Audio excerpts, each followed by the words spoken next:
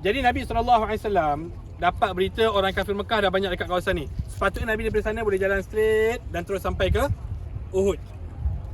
Jadi ini dataran peperangan Uhud, ini bukit Pamanah. Bila mana Nabi tahu orang kafir Mekah dah banyak kat kawasan ni, kalau Nabi datang macam tu dia akan bahaya kepada tentera Islam. Nabi buat lencongan ikut perkampungan Bani Harisah. Nabi buat lencongan ikut kampung Bani Harisah dan Nabi lalu ikut bawah lembah ini dan Nabi lalu dekat tempat yang kita ada sekarang ini, belakang Bukit Manah. Kita ni sekarang belakang Bukit Manah. Ini jalan yang tentera Nabi 50 orang lalu dekat kawasan ni. Dan kemudian Nabi naik ke atas Bukit Pemanah. Dulu Bukit Manah lagi tinggi. Okey, dia bukan setinggi ini sahaja, lebih tinggi. Dan kemudian Nabi tetapkan 50 orang sahabat di atas Bukit Manah. Bila mana Nabi tetapkan 50 orang sahabat di atas Bukit Manah, Nabi kata kepada mereka apa? Jangan turun.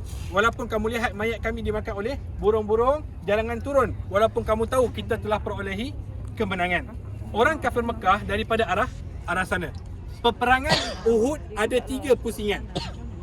Pusingan yang pertama, bila mana orang kafir Mekah mula sahaja mara, sahabat daripada atas Bukit Manah nampak dan mereka mula attack. Ketika ini mati 22 orang kafir Mekah. 22 orang daripada 3,000, banyak ke sikit? Sikit. Tapi mereka dah mula takut dan mereka telah mula rancang untuk patah balik semula ke Mekah. Sahabat daripada atas Bukit Manah, dia daripada atas bukit, dia boleh nampak apa yang jadi. Jadi mereka nampak orang kafir Mekah dah mula berpatah balik. 40 orang sahabat daripada atas Bukit Manah turun ke bawah untuk mengambil harta rampasan peperangan. Harta rampasan peperangan apa dia? Baju besi. Okey, yang paling tepat ialah emas dan belian. Peperangan zaman dulu, mereka akan bawa harta benda mereka, emas dan belian, sebagai sogokan kepada tentera lawan, supaya tentera lawan berpaling tadah. Okey, akan tetapi kalau mereka lari, sempat tak mereka nak tarik emas mereka? Tak. Jadi itu yang menjadi pandangan daripada tentera daripada atas Bukit Manah ni. Jadi 40 orang sahabat turun ke bawah untuk mengambil harta rampasan peperangan. Bila mana 40 turun, benteng tentera Islam lemah. Khalid ibn Al-Walid tak Islam lagi. Ikrimah ibn Abu Jahal tak Islam lagi. Mereka perasan tentera Islam tengah sibuk dengan harta. Benteng Islam daripada 50 tinggal 10. 10 punya anak panah sempat elak. Okey, jadi mereka datang daripada arah ini juga dan mereka naik Bukit Pemanah daripada belakang dan mereka bunuh 10 orang sahabat daripada belakang. Jadi 10 orang sahabat dibunuh di atas ini. Dan kemudian tidak sampai situ saja, mereka turun balik ke bawah, mereka pergi panggil orang kafir Mekah untuk serang semula tentera Muhammad. Mereka kata apa? Tentera Muhammad dah kucak-kacir sibuk dengan harta. Ketika ini berlakulah peperangan Uhud, pusingan yang kedua.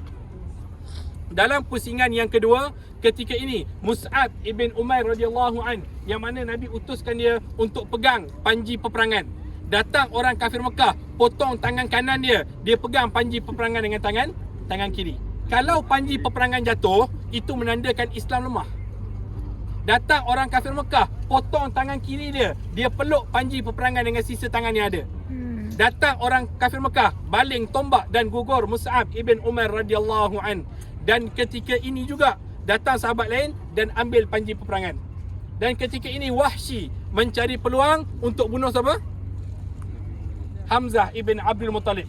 Kata Wahsy, aku sembunyi belakang salah satu batu besar dan bila mana aku nampak Hamzah, aku baling tombak aku dan tombak aku tepat kena dada Hamzah ibn Abdul Muttalib dan gugurlah Sayyidina Hamzah ibn Abdul Muttalib sehingga Allah Subhanahu wa taala di kawasan ini. Okey, dan kemudian ketika ini juga Abu Amir Al-Fasiq. Abu Amir Al-Fasiq ni dia dalam tentera kafir Mekah. Anak dia nama Hanzalah dalam tentera Islam. Peperangan Uhud ni peperangan sangat dahsyat kerana orang Muhajirin, tentera Nabi SAW, kena lawan, kena bunuh ayah mereka yang tidak Islam yang datang nak perang dengan Nabi SAW. Kena lawan, kena bunuh kawan-kawan mereka yang tidak Islam yang nak berperang dengan Nabi SAW. Satu peperangan yang sangat dahsyat dalam sejarah Islam. Abu Amir Al-Fasiq gali lubang buat perangkap kepada Nabi SAW. Dan perangkap tersebut memang kena dan Nabi jatuh dalam lubang tersebut. Bila mana Nabi jatuh dalam lubang tersebut, Nabi pengsan. Bila mana Nabi pengsan, sahabat tak nampak Nabi, orang kafir tak nampak Nabi. Abu Sufyan dia kata inilah peluang dia. Abu Sufyan dengan Nabi siapa dia masa ni? Abu Sufyan ni pak mentua Nabi. Nabi tengah perang lawan pak mentua dia. Okey, Nabi dah kahwin dengan anak perempuan Abu Sufyan. Jadi perang ni perang yang sangat dahsyat. Abu Sufyan naik atas kawasan tinggi dekat dengan Uhud dan mula menjerit, mata Muhammad, mata Muhammad, mata Muhammad. Muhammad dah mati, Muhammad dah mati. Sahabat yang baru peluk Islam, bila mana dengar Nabi dah tak ada, mereka berpatah balik semula ke rumah mereka. Sampai di rumah mereka, isteri mereka tanya, kenapa dah balik? Dah menang ke? Mereka kata tak, Muhammad dah mati. Kata isteri mereka, kalau Muhammad dah mati, tugas kamu untuk menegakkan kalimah la ilaha illallah Muhammad Rasulullah. Keluar, jangan balik sampai kalimah itu tertegak. Kalau isteri zaman ni, masuk rumah lah bang, sekejap lagi dengan abang-abang mapi. Okay? Jadi ini beza zaman mereka dengan zaman kita. Okey, dan kemudian bila mana Nabi terjaga daripada pingsan dia, Nabi menjerit panggil sahabat. Datang 11 orang sahabat buat pusingan dekat lubang tersebut, benteng Nabi SAW. Masuk seorang sahabat yang lain dan angkat Nabi SAW. Bila mana dia angkat Nabi SAW, dia tengok muka Nabi dipenuhi dengan darah. Topi besi peperangan tercucuk dalam pipi Nabi SAW. Ketika mana sahabat tu cuba nak cabut topi tersebut, Nabi menjerit kesakitan dan mengalir air mata Nabi SAW. Dan ketika ini kata Nabi SAW, lan yaflah qaumun shujja ra'sa nabiyihim. Tidak akan berjaya satu kaum yang telah menyakiti kepala Nabi mereka. Dan kata sahabat tersebut, aku inginkan kelembutan di wajah Rasulullah. Aku cabut topi besi peperangan tersebut menggunakan gigi aku. Sehingga selesai aku cabut topi tersebut, terkeluar semua gigi aku. Topi besi peperangan, dia tebal, dia kuat. Selesai dia cabut tersebut, topi tersebut masih tak boleh buka daripada muka Nabi SAW. Kerana topi peperangan kan ada jaring-jaring besi. Jaring tu semua terbenam dalam pipi Nabi SAW. Dan ketika ini sahabat tu cabut pelan-pelan menggunakan tangan dia. Selesai dia membuati Nabi SAW, 11 orang yang benteng Nabi SAW, tidak ada seorang pun yang masih hidup. Semua telah dibunuh. Dan ketika ini datang Nusaibah radhiyallahu an. Nusaibah ni nurse dalam perang Uhud. Dia tengok dah tak ada siapa nak mempertahankan nyawa Nabi SAW. Nusaibah ambil senjata siapa-siapa dan kemudian dia berdiri di depan Nabi SAW. Dia hanya hayunkan senjata dia untuk menghalang anak panah kena dekat badan Nabi SAW. Kata Nabi SAW, wallahi pada hari Uhud aku lihat Nusaibah melayang bersama pedang dia ke kiri dan ke kanan untuk mempertahankan nyawa aku. Dan di badan Nusaibah lebih daripada 50 ke 80 kesan tikaman. Dan Nusaibah tidak gugur dalam peperangan Uhud. Dan ketika ini Talhah ibn Ubaidillah, dia perasan Nabi nak kena bunuh. Talhah dia buat apa? Dia peluk Nabi SAW dengan satu tangan, dan satu tangan lagi dia pegang senjata dia, dan dia mula tarik Nabi ke belakang untuk pergi berlindung di kaki gunung Uhud. Sampailah tiba-tiba Talhah rebah. Bila mana Talhah rebah, sahabat semua nak pergi peluk Nabi SAW, nak pergi tarik Nabi SAW. Kata Nabi SAW, unzur ilal akhukum, pergi tengok saudara kamu dulu, apa yang jadi kepada Talhah. Bila mana sahabat tengok, sahabat angkat Talhah radhiyallahu an dan bawa berlindung di kaki gunung Uhud. Nabi cek di badan Talhah ada 79 kesan tikaman dan kesan tombak. Dan Talhah tidak syahid dalam peperangan Uhud, tapi Nabi gelarkan dia Syahidul Hayy, seorang syahid yang berjalan di atas muka bumi ini sebab keberanian dia. Dan kemudian setelah Nabi berlindung di kaki gunung Uhud dan Nabi naik sedikit di atas gunung Uhud, orang kafir Mekah tak dapat bunuh Nabi SAW.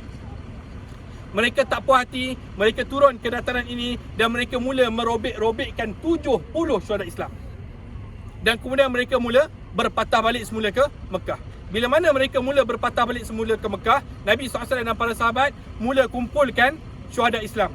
Bila mana Nabi kumpulkan syuhada Islam, antara syuhada yang Nabi nampak ialah Amr bin Jamuh. Siapa dia Amr bin Jamuh? Lelaki kaki tempang. Nabi tengok kepala dia ke langit dan Nabi kata kepada semua para sahabat, wallahi sekarang aku sedang melihat Amr bin Jamuh sedang mendaki tangga syurga dengan kaki dia yang sempurna. Dan kemudian baginda Nabi SAW nampak jenazah Hanzalah. Siapa Hanzalah? Bapak dia tadi yang gali lubang kat Nabi. Tapi yang peliknya, jenazah Hanzalah basah lencun.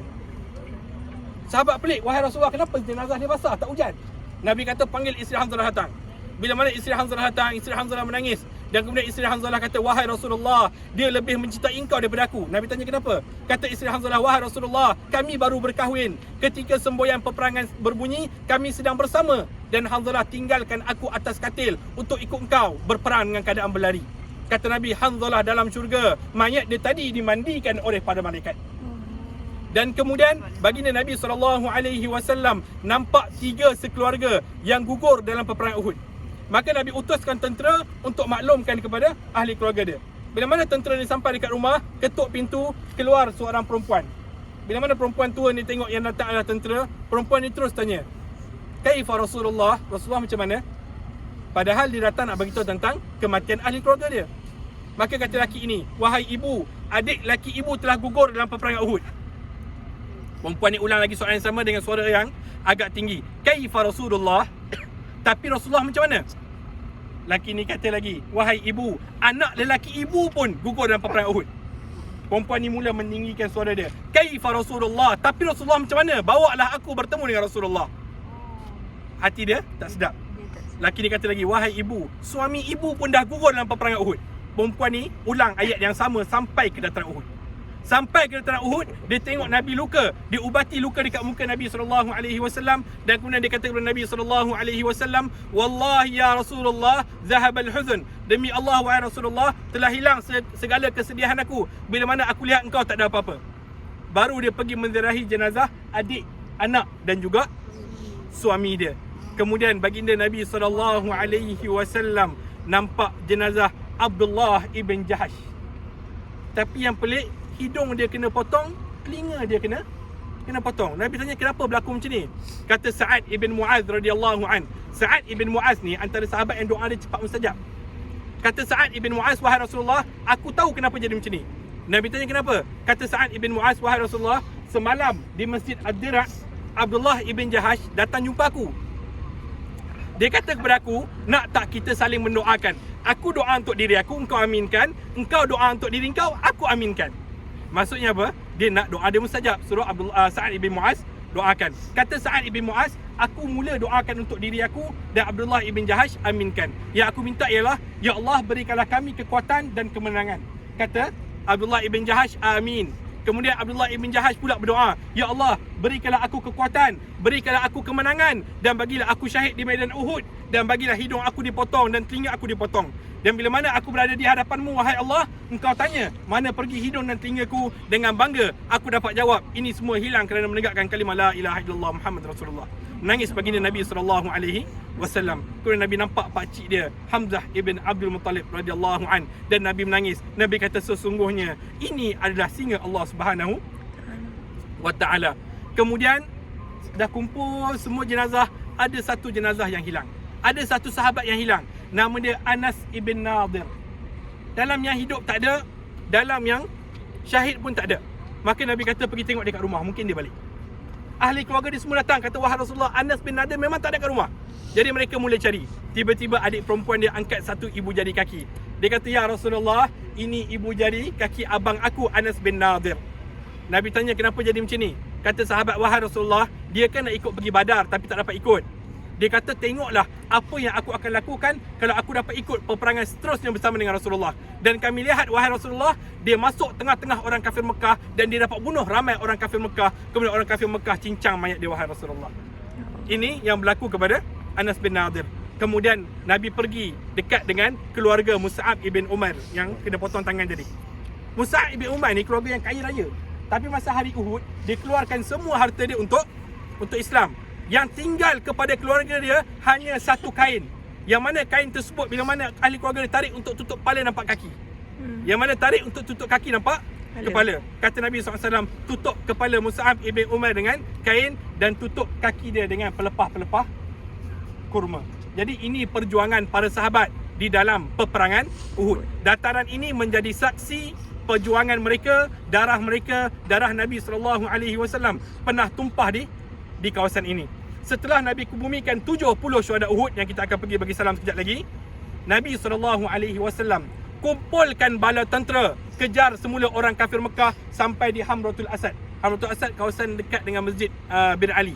Okey, bila mana tentera kafir Mekah tengok tentera Islam datang, mereka melajukan tunggangan mereka. Ini dalil dan bukti Islam tidak kalah dalam peperangan Uhud. Kerana Nabi pergi kejar semula. Dan cerita yang famous yang kedua, yang palsu, ialah Hendon Mama Hati Hamzah. Cerita ini tidak betul. Sampai hari ini orang kita kutuk Hendon. Hendon masuk Islam ketika pembukaan kota Mekah. dan Hindun tidak mamah hati Hamzah, tapi betul dia suruh Wahsy bunuh Hamzah, tapi tidaklah makan hati. Okey? Ada soalan? Ada apa nak tanya?